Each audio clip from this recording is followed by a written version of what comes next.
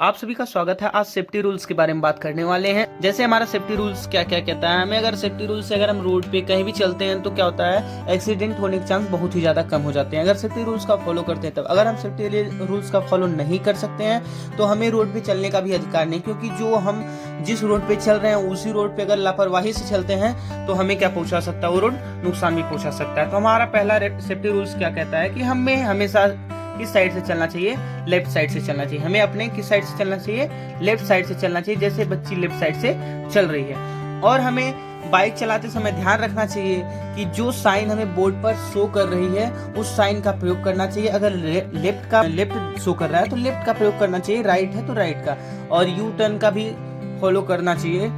फिर आता है हमारा यहाँ पर, हम अगर देखो एक्सीडेंट होने के चांस क्या होते हैं, ज्यादा इस तरीके से हो जाते हैं। हम ईयरबड्स लगाए होते हैं और जो फोन का इस्तेमाल करते हैं बाइक चलाते समय, तो जब हम बाइक चलाते समय फोन पर हमारा फोकस रहेगा तो क्या होगा, सामने हम देखने में थोड़ा असमर्थ रहेंगे, और यदि हम असमर्थ रहेंगे तो एक्सीडेंट होने के चांस अत्यधिक हो जाएगा।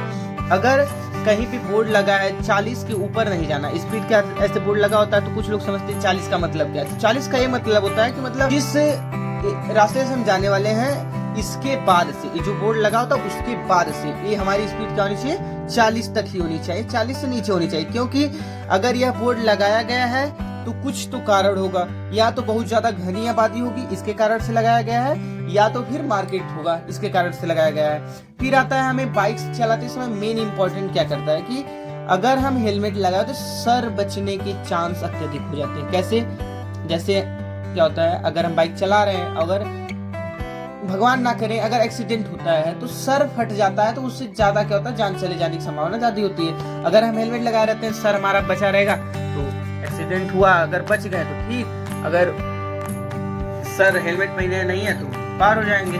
फिर आता है हमें जेब्रा क्रॉसिंग का प्रयोग करना चाहिए। क्यों करना चाहिए, जेब्रा क्रॉसिंग अगर कोई ड्राइवर या कोई बाइक चला रहा है तो वो देखता है तो स्लो कर देता है गाड़ी, अगर आप जेब्रा क्रॉसिंग से क्रॉस कर रहे हैं।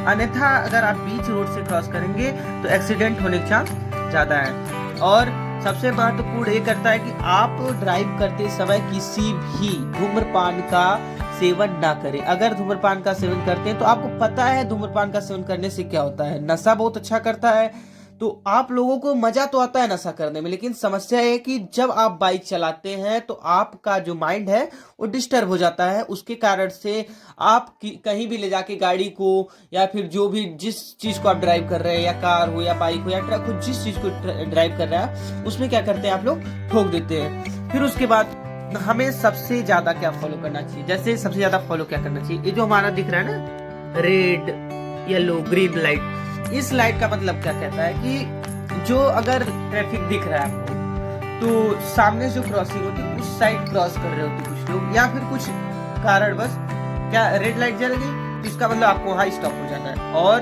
अगर रेड लाइट जलने के बाद येलो लाइट जलेगी ताकि आप सब रेडी हो जाए। कुछ लोग करते हैं बाइक वाइक बंद कर देते हैं, रेड लाइट जल जाती है, तो इसलिए रेड लाइट के बाद येलो लाइट जलाई जाती है ताकि सब लोग रेडी हो जाए, अपने बाइक को स्टार्ट कर ले, और ग्रीन लाइट जलते ही आप लोग क्या करें, निकल जाए। ऐसे ही रूल्स को हमें फॉलो करके रोड पे चलना चाहिए। अगर हम रूल्स फॉलो करके रोड पे चलते हैं तो भारत में एक्सीडेंट होने की संभावना बहुत ही कम हो जाएगी। और ये वीडियो पसंद आई हो तो लाइक करें, शेयर करें, कमेंट करें। धन्यवाद।